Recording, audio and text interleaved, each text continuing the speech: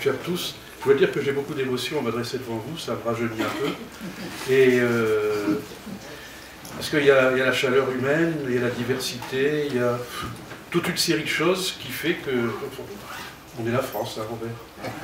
Et je dois dire que déjà le MUP ou l'ENP, je ne sais pas comment quelle sera la destinée, mais a déjà gagné, a remporté une grande victoire dans cette maison, où l'on dit régulièrement, au moment du débat budgétaire, on essaie d'éviter les 3 L.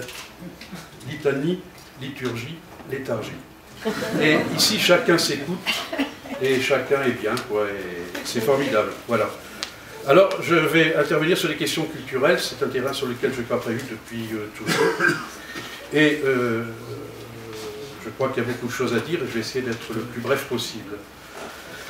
Mais en traitant bien des choses, parce que mal nommer les choses, quelquefois, font du mal à tout le monde, quoi, si vous voulez.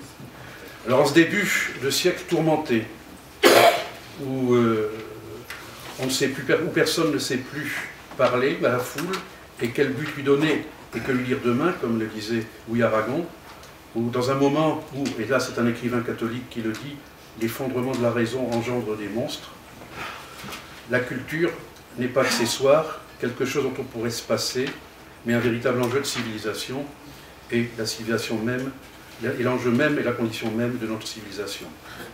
Elle constitue un formidable et indispensable barrage contre l'obscurantisme, les intégrismes, mais aussi la déliaison du lien social et de son cortège d'exclusion, de souffrance, de solitude et de violence.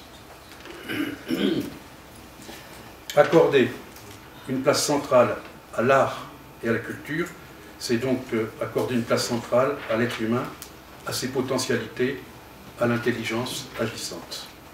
C'est pourquoi d'ailleurs que le mot culture est devenu un mot synonyme de progrès, et j'oserais dire progressiste.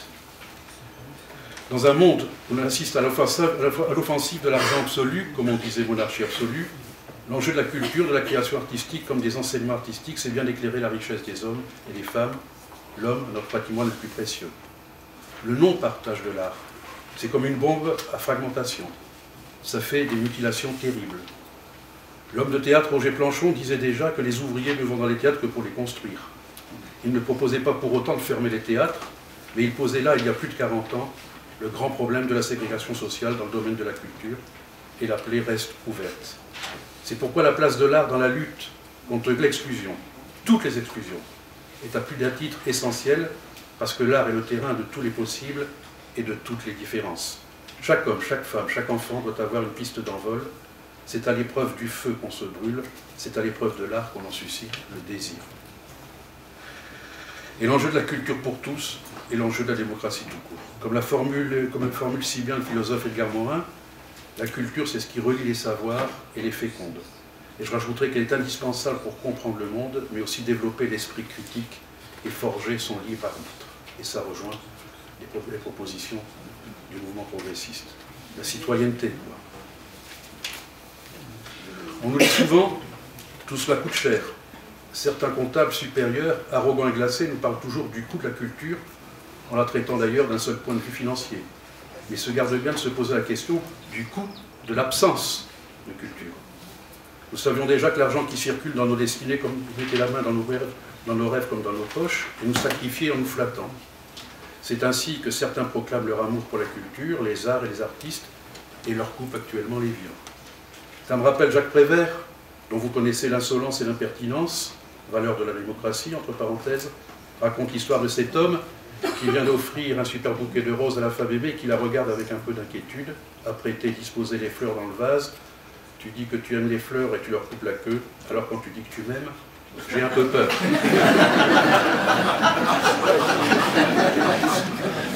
Alors nous ne sommes plus à l'époque de la cassette des menus plaisirs, comme disait Jean Villard. La culture est une décision d'investissement humain sur le long terme, parce que la culture, c'est la longue présence qui est essentielle, comme le temps humain. Et pour les impatients, on ne rappellera jamais assez que le temps de l'art, c'est la longue durée, et que dans les renaissances, les artistes, les créateurs joue un rôle fondamental. Et unir, dans un même souci, le culturel, l'économique, le social, n'est-ce pas là une façon de prendre l'homme dans toute sa dimension? On nous pose parfois la question, n'est-ce pas trop ambitieux?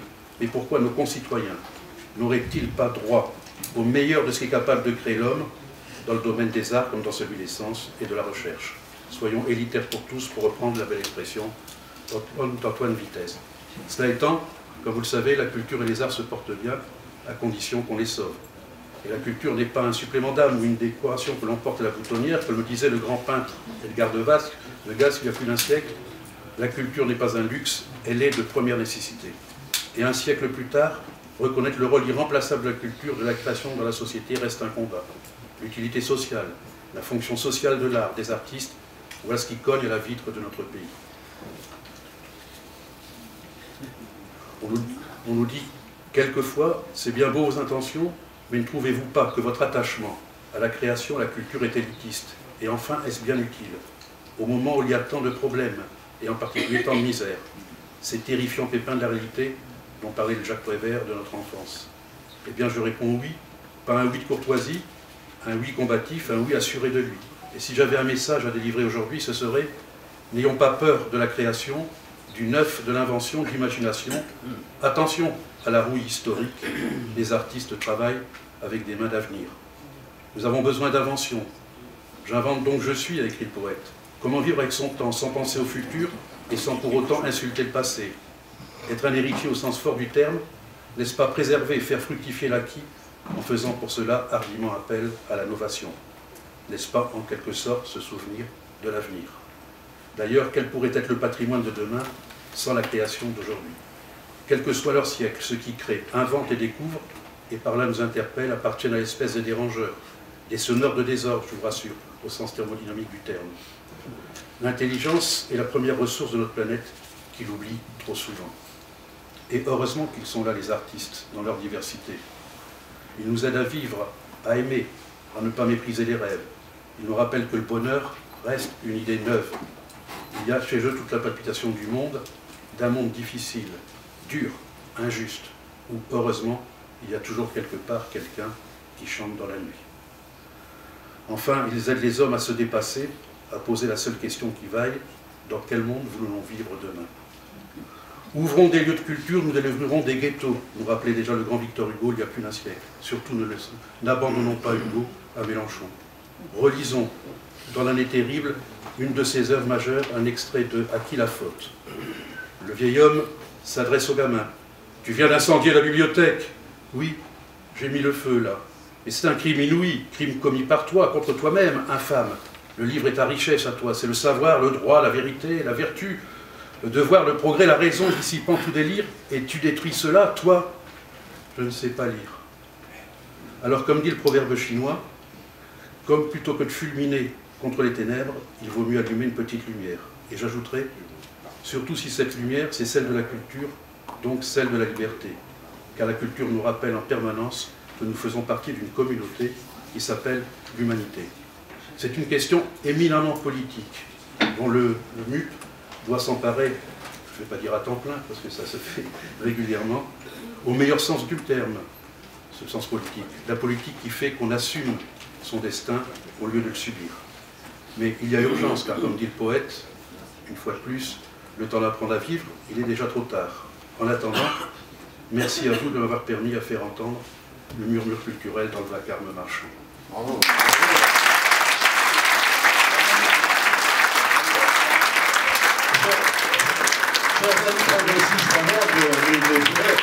Après l'intervention de mon ami, de mon vieil ami Yvan, dire que d'une part, la qualité de son intervention fait que, comme d'autres interventions, nous la publierons parce qu'elle a énormément de contenu.